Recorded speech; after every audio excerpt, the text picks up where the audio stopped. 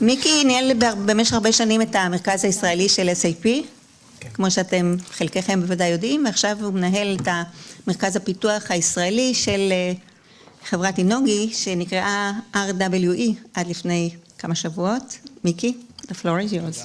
טוב, נדבר עם זה. טוב, שלום לכולם. I deliberated to do the lecture in English, but since I have only 15 minutes to deliver a lot of information, and since, at least as far as I know, there's only one guest who doesn't know Hebrew. Anybody else who doesn't know Hebrew? Okay, so I'll do it in English. You gained the parsha. Thanks to Ella, thanks to the MIT Forum and the Global Entrepreneurship Week, what I wanted to talk to you about very shortly, in only 15 minutes, is a big change that happened recently. Last year I was standing here in front of you, and I'm sorry I cannot move because I'm tied to the microphone, but next time we will solve it. Last time I was standing here, it was RWE, a big German energy utility. You all heard about it. We tried for a year and a half to create awareness. Then I was standing here representing the RWE Innovation Hub, of which we are part. And voila, look what happened. We have a new company. The new company is Enogy. And you have to remember this name because this is replacing the RWE name. Enogy stands for Innovation in Energy. And I will immediately explain what we're all about. But the main mission of Enogy is really to make our planet a better place with a lot of creativity and with a lot of innovation and with a lot of inspiration. And that's why we're also standing in Israel. That's why we're also here. So what I want to say, or what I want to talk about, is how a large company, a German electric utility, which is really a combination of a lot of conservative items, German electric utility is trying to reinvent itself and to create a new future for itself. So what we did just about a month ago, and that's why I was even in doubt that I would be able to talk here, is we did an IPO. RWE split out a spin-off, created Enogy, which is a brand new company. Enogy belongs 90% to RWE, 10% to the German public, or to whoever invested in it through the Frankfurt Stock Exchange. And you can see how we split it. Enogy, which is where we are part of, took the good stuff. We took the good stuff, which is distribution, retail, and renewables. And we left RWE behind, too bad for them, with the bad stuff. The bad stuff is really the manufacturing of electricity with coal, with nuclear, and trading of electricity. So these two things stayed with RWE. But what we own in Enogy, and it's very important because it also relates to you, the startups in the audience, and anybody else, we have generation renewables, so solar, wind, and water, hydro. We have 500,000 kilometers of grid, which is, you can imagine what it means, 500,000 kilometers of grid. We have the retail, which is 23 million customers, and we have innovation, of which we are part of. And I have two of my colleagues sitting here in the audience, Lisa and Parshia. So we are already 3 people here in Israel, and we are planning to increase. And what we are doing really is, I will skip this slide. I will try to stick with the really important slides because of time. We really want to innovate the energy market. We really want to create new stuff, both in the energy market and everything that is around it. And I will show you immediately what is around it. How do we do it? Enogy, like any other large company, and I had a lot of slides about many other companies, how they reinvent themselves, but it's not enough, 15 minutes are not enough, decided or understood that outside in innovation is the only way to do it. To do it inside, you cannot do it. And one of the proofs is the huge number of multinational companies sitting here in Israel doing development way outside of their headquarters. And I don't have to say the names, but Apple and Google and IBM and Microsoft and more and more and more, and SAP. So Enogy is now going the same way. What we did was we established what we call an innovation hub. And you can see that the innovation hub is really outside of the main part of the company. And in the Innovation Hub, the stress is to work with the ecosystem, to work with outside groups of people, of ideas, etc., in order to create innovation and bring it into the company. So you see here networks of people, networks of startups like we're standing here now.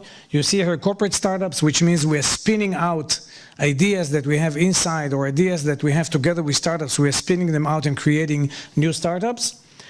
We have specific focus topics, which I will discuss in a minute, and we have the corporate venture capital fund, which I will also mention, and all this interacts with the innovation hub, which is inside the company. So you see that a lot of stuff is sitting outside of the company, which really removes itself from the DNA of a large German utility, as I said before. They don't like it when I say that, so don't tell on me, but we're still a large German utility. Now, outposts. What are the outposts? The outposts are groups of people sitting, well, I'll go back, sitting in 4 different places in the world.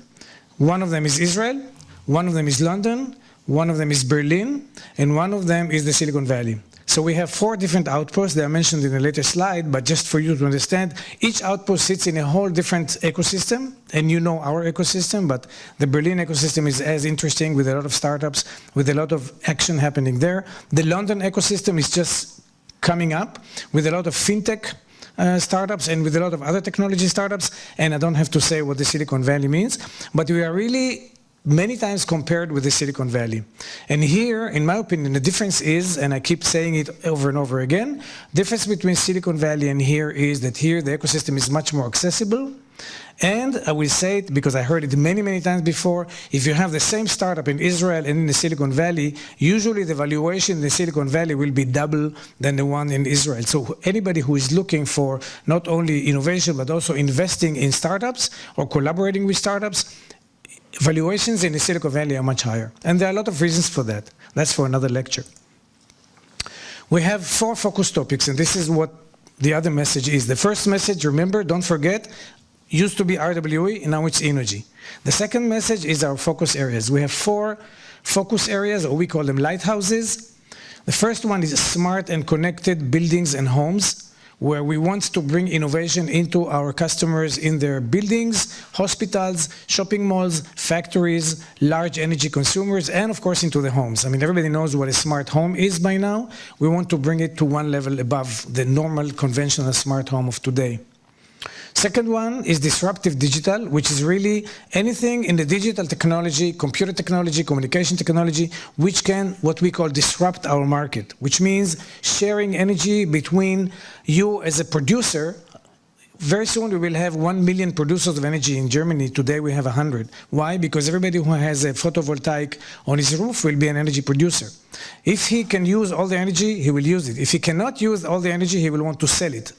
So we want to create a situation where people can share energy, can sell the energy they produce to somebody who is parked in front of their home to charge the car, or can share the energy between a family of 10 children and a family without children. Of course, they need much more energy, so the house with a small family can feed energy or sell energy to the neighbor. Not by connecting the wire, but through a global exchange or a larger exchange that we can create, where you will put your energy into the grid, we will deliver it to your neighbor, and using blockchain technology, for example, or using other digital methods, you will be able to share energy between people. So this is just one example of disruptive digital. Next one, urban solutions. In Israel, we like to call it smart cities, but we take it in a more abstract way. A large city has a lot of problems of transportation, problems of charging, problems of parking, problems of logistics, various different problems, and we are trying to find solutions, and some people in the room are already in touch with us on those and other matters, finding solutions to those large cities which are becoming almost impossible to manage. And last and not least, big data. As you can imagine, with 23 million customers, we ourselves have a lot of data that we want to capitalize on. So using data that we have or using data that our customers have, we are trying to create tools where we can monetize the big data and use it either for our own use or sell it or let our customers benefit from it. So these are the 4 focus areas. Now we have a slide for each of them, but as usual, what happens to me is on the first slide, I'm stopping and describing each one of them. So here you see the smart and connected one. Next one is the disruptive digital. I have to show you the nice pictures. Next one is the mega city, which is the urban concepts that I mentioned. And the last one is the big data. So these are the 4 main focus areas. And if you have things that you want to tell us about these areas, come to us either today, we are 3 people here, or contact us through this forum. I mentioned that already. startups, we have the stress of taking inspirations from startups. So you guys can be our driving force for creativity, for innovation, if you have ideas that we can use. The outpost is the way to get to you, and we have a corporate venture capital which has quite a large fund, and once we collaborate with a startup, what we want to do is we want to accompany it with an investment. So we have the capability to invest once a startup is interesting to us. These are the outposts. You have to see the map. I mean, of course, we are on the most eastern side of the map, as usual. Israel is far away, but luckily we are very close to Germany, so we are just one hour away. And as I said before, the corporate venture fund. So this is something that is really a tool that we want to use in this ecosystem as well, to invest in startups in stages B, rounds A, B, maybe C, depending on the size of the company. Did I meet the time? Wow, thank you. Thank you, Miki.